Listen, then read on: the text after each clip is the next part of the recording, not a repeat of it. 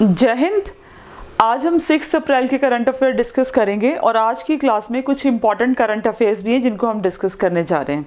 ठीक है, तो वैसे भी मैंने आपको पहले भी कहा है कि ये करंट अफेयर के क्वेश्चन जो हैं वो बहुत इंपॉर्टेंट होते हैं, लेकिन आपको बहुत ज़्यादा वैरायटी ऑफ करंट अफेयर्स में जाने की ज़रूरत नहीं होती है।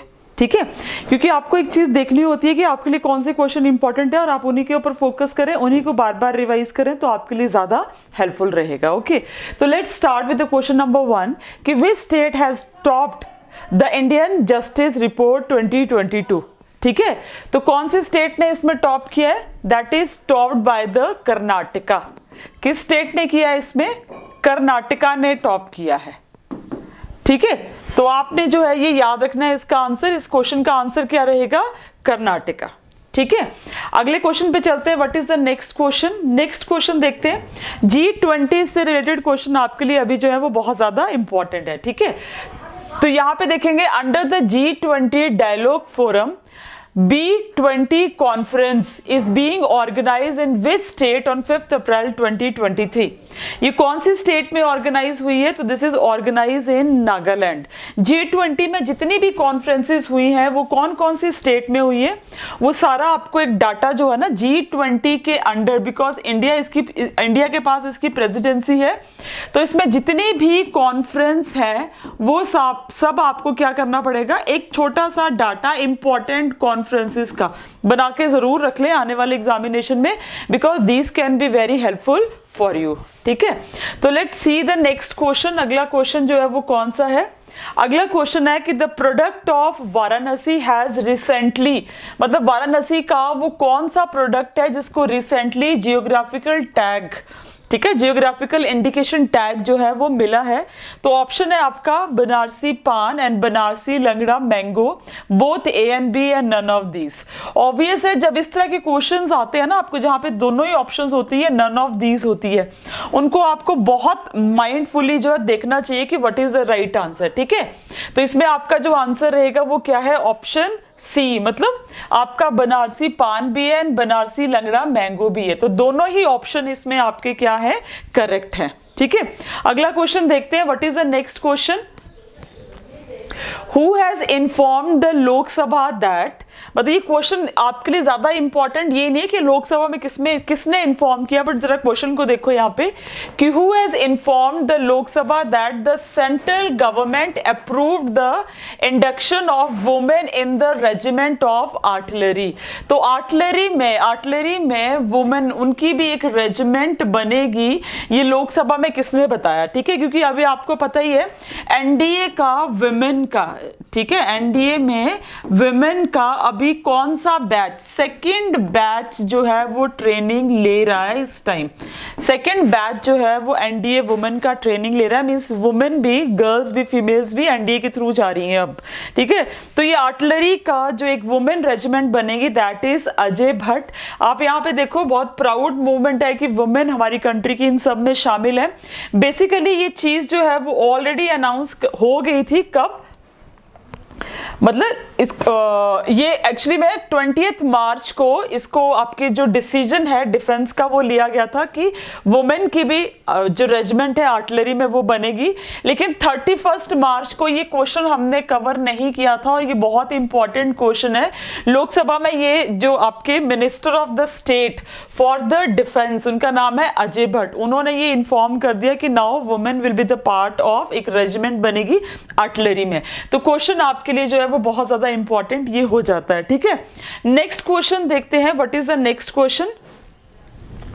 कि which Indian institute is being hosted the youth 20 consultation under the G20 presidency of India on April 5th। तो मतलब यहां पे आप ये देख लो कि यूथ 20, ठीक है, क्या रहेगा? Youth 20 under the G20 presidency, that is IIT Bombay, Madras, Guwahati और कानपुर। तो किसने किया है? That is done by the IIT Kanpur. यहाँ पे एक चीज देखेंगे, ये G20 कंसल्टेशन है क्या चीज है? ये एक प्लेटफॉर्म है यंग पीपल के लिए, यंग लोगों के लिए, so that they can together connect हो पाए, आइडिया शेयर कर पाए, एक्सपीरियंस, और एक बैठ के जो एक इनोवेटिव सॉल्यूशन दे पाए जो भी ग्लोबल वर्ल्ड के इस टाइम में ऐसे टॉपिक्स हैं जो जैसे क्लाइमेट हो गया, सस्टेनेबल डेवलपमेंट हो गया, रिन्यूएबल एनर्जी हो गया, इस तरह के टॉपिक्स के ऊपर वो और भी बहुत कुछ चीज़ें हैं।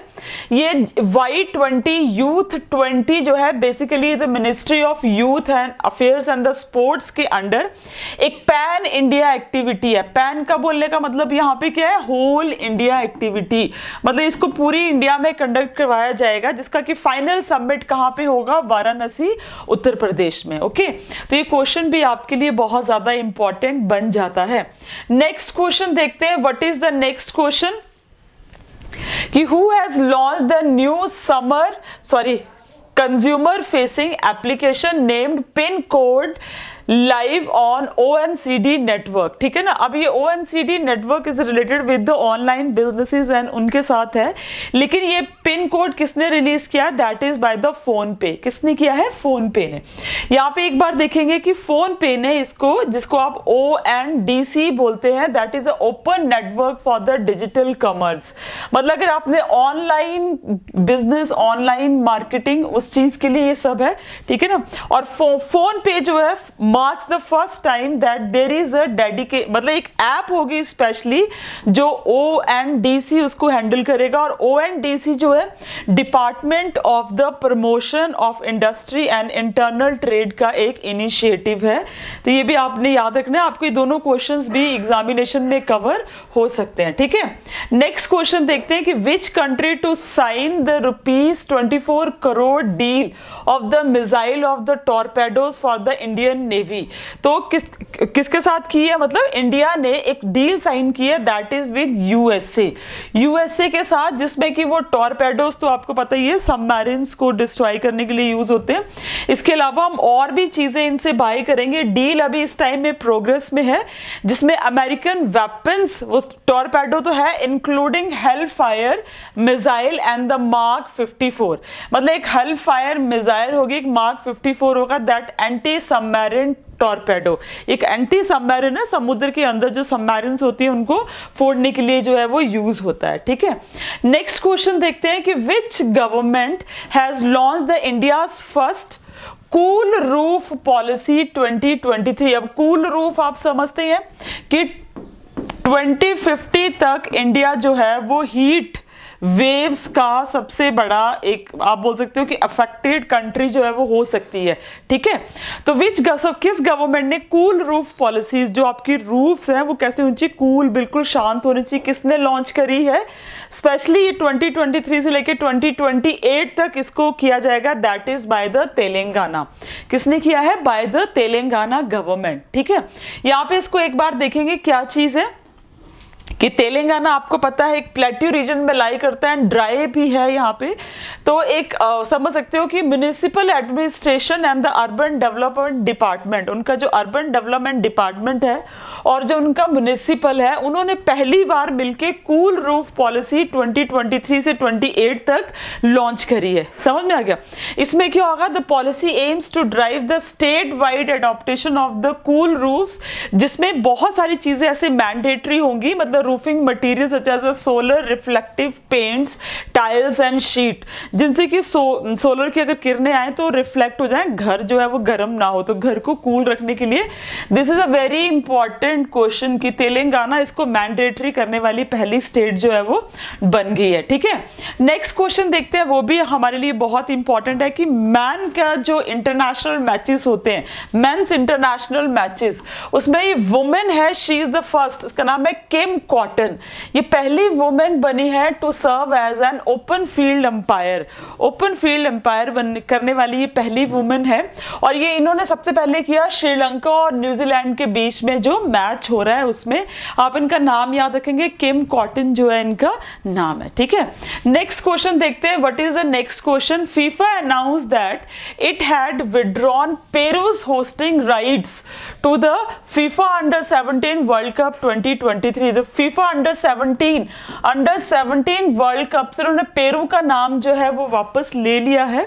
उसके पीछे बहुत सारे रीजंस बताए जा रहे हैं, there are so many reasons and some of them are वैसे ये डिसीजन जो लिया गया है, ठीक है, ये बहुत ज़्यादा डिस्कशंस हुई है FIFA and Peruvian football federation, मतलब जो पेरू की फुटबॉल फेडरेशन और फीफा के बीच में, और उनका बोलना है कि पेरू जो है वो रिक्वायरमेंट्स नहीं मीट कर रहा है। अंडर 17 फीफा जो वर्ल्ड कप होना है उसकी जितनी भी रिक्वायरमेंट्स है उनको मीट नहीं कर पा रहे हैं।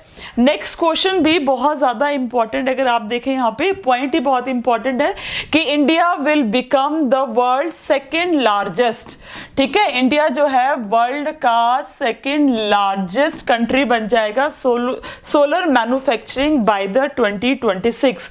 अगर आप यहाँ पे देखें कि बजट में अनाउंस किया गया है कितना, 19.5 thousand crore for the high efficiency solar module, जिससे manufacturing will help the India making India global hub for the manufacturing and research and development in solar modules and related products. समझ में आ गया? तो ये भी हमारे लिए एक ट्रेड पॉइंट ऑफ व्यू से भी बहुत ज़्यादा इंपॉर्टेंट है, एज वेल एज हम अपनी कंट्री में भी अगर आप यहाँ पे इस न्यूज़ को देखें तो बाय 2026 तक India is going to produce 110 gigawatt, इतनी गीगावाट जो है वो 2026 तक क्या कर देगा, प्रोड्यूस कर देगा।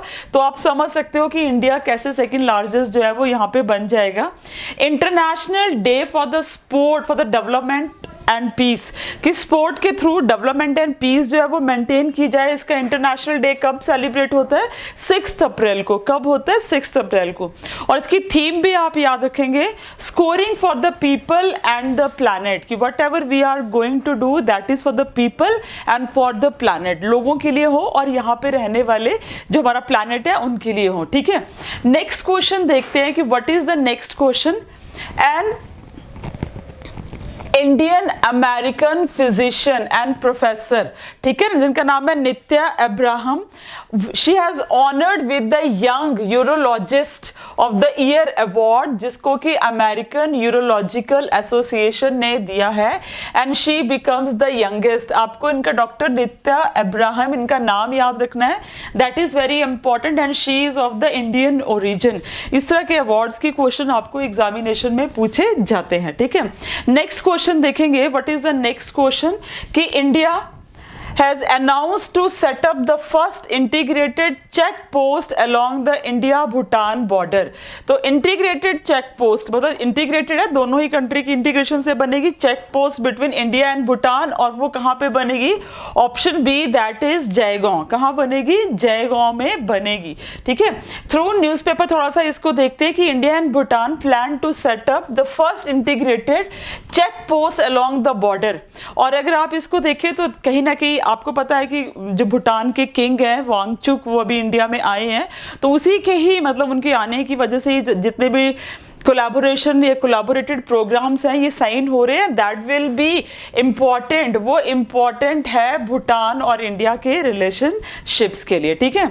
इसी के साथ में ये भी एक बहुत इंपॉर्टेंट क्वेश्चन है कि द प्रपोज्ड, मतलब ये प्रपोज्ड है अभी, that is Kokrajhar and Gelephu rail link project. आपको ये रेल लिंक प्रोजेक्ट का नेम पता होना बहुत जरूरी है, that is Kokrajhar and Gelephu rail link project, ठीक है। ये कौन सी कंट्री के बीच में? ऑब्वियस है between the India and Bhutan.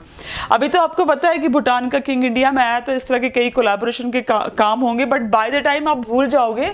आपको ये दोनों ही पॉइंट्स याद रखना बहुत जरूरी है। नंबर 1 ये इंटीग्रेटेड चेक पोस्ट और ये लिंक वाला जो है, ठीक है। So these were the today's important question जो हमने डिस्कस किए। कल के करंट अफेयर हम डिस्कस करेंगे। होप आपको ये क्वेश्चंस बहुत इंपॉर्टेंट रहेंगे, आपके बहुत काम आएंगे एग्जामिनेशन में। अगर इनमें से आपको क्वेश्चन आते हैं और आप कर पाते हैं तो मेरे लिए बहुत बड़ी अचीवमेंट है कि मैंने जो कुछ आपको बताया आपको उसमें से क्वेश्चन जरूर आए, ठीक है। और ये आपको सारे करंट अफेयर्स हेल्पफुल रहेंगे, जैसे आगे अभी आपके अग्निवीर के एग्जाम्स होने वाले हैं, इस तरह के जो भी स्टेट लेवल के MNS के NDA के एग्जाम्स हैं, वहाँ पे ये क्वेश्चन आपके लिए बहुत ज़्यादा हेल्पफुल रहने वाला है। इसी के साथ जय हिंद, जय भारत।